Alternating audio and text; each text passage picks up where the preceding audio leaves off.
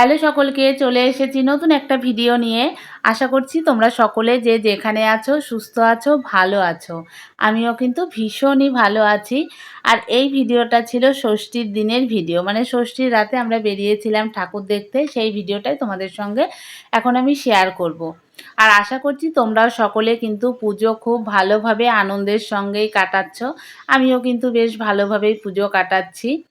তো সেদিন আমরা বেরিয়ে পড়েছিলাম ৪ জনা মিলে ঠাকুর দেখতে। হেঁটে হেঁটেই বেরিয়েছিলাম। যেহেতু ৪ জনা তো আর বাইকে ধরবে না, সেই কারণেই হেঁটে হেঁটেই বেরিয়েছিলাম। যেহেতু আমি সপ্তমীর দিনে আবার বাপের বাড়িতে চলে এসেছি।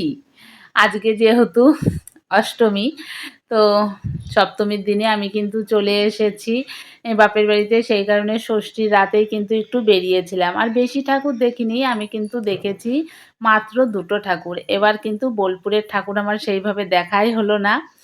চলেই এলাম আগে আগে ষষ্ঠীর রাতে এই বেরিয়ে আমাদের পাড়ার ক্লাবে আর পাশের একটা ঠাকুর, এই ২ টো ঠাকুর দেখেছি। আর কিন্তু কোনো ঠাকুর দেখিনি। তো সবার প্রথমে এখানে আমরা চলে এসেছি। এটা হচ্ছে আমাদের পাড়ারই ক্লাব। অনেক ভিডিওতে আমি তোমাদের সঙ্গে শেয়ার করি যে এই দেখো আমাদের পাড়ার জাগরণী ক্লাব। তো যাই হোক, এই হচ্ছে আমাদের ক্লাবের মায়ের মূর্তি। দেখো কি সুন্দর হয়েছে। মায়ের মূর্তি মানেই কিন্তু সুন্দর, ভীষণই সুন্দর হয়েছে। এখনও দেখো সামনে মনে হয় লাইট টাইট কিছু একটা সেট করা হচ্ছিল নাকি জানি না। এখানে একটা এই যে মই মতো রয়েছে। তো যাই হোক, তোমাদেরকে কাছ থেকে আমি দেখিয়ে দিলাম। তো পাড়াতে গেলে কি হয় বলো তো, সবার সঙ্গে দেখা হয়, গল্প গুজব হয়। তো এখানে গেছি, এখানে গিয়ে কিছু চেনা মুখ ছিল, তাদের সঙ্গে বেশ কিছুক্ষণ আমরা একটু গল্প গুজব করে নিলাম, একটু ফটো টটো তুলে নিলাম। ভীষণই কিন্তু ভালো লাগা কাজ করে। পাড়াতে সবাই যখন এমনিতে তো বেশি দেখা সাক্ষাৎ হয় না, বেশি কথা টথা হয় না, যে যার জীবন নিয়ে খুবই ব্যস্ত থাকে সারাটা বছর।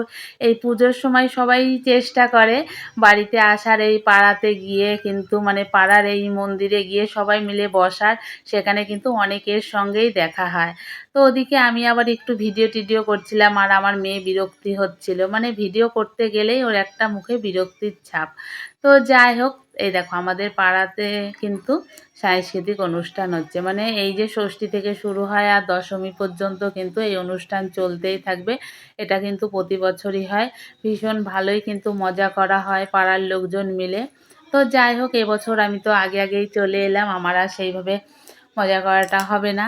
তো ওখান থেকে বেরিয়ে আমরা আবার চলে এসেছিলাম পাশেই আর একটা কিন্তু ঠাকুর দেখতে। তো বন্ধুরা, সেদিন কিন্তু আমরা দুটোই ঠাকুর দেখেছি, এই যে পাড়ার ক্লাবে আর পাশের এই ক্লাবে। দুটো ঠাকুর দেখলেও কিন্তু আমরা কিন্তু বেশ আনন্দ করে কাটিয়েছিলাম ষষ্ঠীর রাতটা। তো এদিকে দেখো, এদিকেও কিন্তু ভালোই লাইটিং হয়েছে। তো মোটামুটি খারাপ হয়নি। তো বোলপুরের কিন্তু এই দুটো ঠাকুরই আমার দেখা এবছরের মতো। তো আর মনে হয় না দেখা হবে, যেহেতু সপ্তমীর সকালে আমি চলে এসেছি বাপের বাড়িতে। একবারে দশমী পার করেই আমি যাব। তো এই হচ্ছে এখানকার মায়ের মূর্তি। এটাও কিন্তু বেশ সুন্দর হয়েছে, বেশ ভালোই হয়েছে। তো এবছরের মতো বোলপুরের এই দুটো ঠাকুরই আমার দেখা হলো। আর হবে না এবছরের মতো, আবার পরের বছরে যা হয় হবে। তো ওখান থেকে বেরিয়ে কিন্তু আমরা সোজা চলে গেছিলাম একটু পেট পুজো করার জন্য।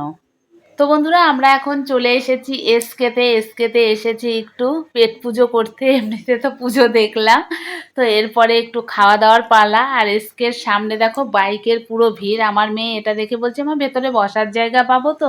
সত্যি সেদিন মানে বিয়ে বাড়ির মতো, কেউ উঠবে কেউ বসবে এরকম হয়ে গেছিল, এতটাই ভিড় ছিল। আসলে পুজো পার্বণের দিনে কি আর বাড়িতে রান্নাবান্না করতে ভালো লাগে? তো যাই হোক, এখানে এসে আমরা মোটামুটি পেলাম বসার জায়গা, বসে মানে অর্ডার দিয়ে বসে রয়েছি। আর এদিকে আমি আর আমার মেয়ে তো ফটো ভিডিও এইসব বানাচ্ছি, আমাদের সময়টা কেটে যাচ্ছিল। আর এদিকে আমার শাশুড়ি মা বরের অবস্থা দেখো, ওদের আর ভালো লাগছিল না, অধৈর্য হয়ে যাচ্ছিল। সত্যি প্রচণ্ড পরিমাণে ভিড় ছিল। তো আমরা তো এইসব করছিলাম মা মেয়ে, আমাদের সময়টা কেটে যাচ্ছিল, ওদের আর ভালো লাগছিল না। এক পর্যায়ে অধৈর্যই হয়ে গেছিলো ওরা, যেহেতু ভিড়টা প্রচণ্ড পরিমাণে ছিল। এইসব করতে করতে কিন্তু আমাদের অর্ডার চলে এসেছে। তো সেদিন আমরা গেছিলাম ধোসা খাওয়ার জন্য, আমার শাশুড়ি মাকে ধোসা খাওয়ানোর জন্য নিয়ে গেছিলাম। কিন্তু ধোসা পুজোর সময় তৈরি হচ্ছিল না, মানে এখানকার ধোসাটা না বেশ সুন্দর। তো আগে খেয়েছি, তো ভাবলাম যে ধোসা খাওয়ানো যেতেই পারে, ধোসাটা বেশ ভালো। তো এখানে এসে যখন ধোসা ছিল না, আমরা নিয়ে নিয়েছিলাম বাটার নান, চিলি চিকেন আর হচ্ছে fried rice, veg fried rice. তো আমার মেয়ে তো এই ফ্রাইড রাইস আর চিলি চিকেন খেতে ভালোবাসে, তো আমরা খেতে গেলেই কিন্তু এটাই নর্মালি রেস্টুরেন্টে খাওয়া হয়। তো এই যে পাতে কিন্তু পড়ে গেছে বাটার নান আর চিলি চিকেন। তো চলো খাওয়া দাওয়া সেরে নিই, পরে আবার তোমাদের সঙ্গে কথা বলবো। আর এইদিকে দেখো যে ভিডিওটা করছি ও খাচ্ছিল, স্টপ হয়ে গেছে। চলো খেয়ে নিই, পরে কথা বলছি।